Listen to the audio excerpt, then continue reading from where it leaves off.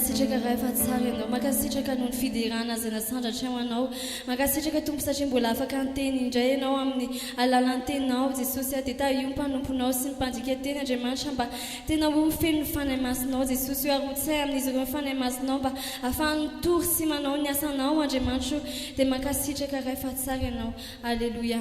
Amen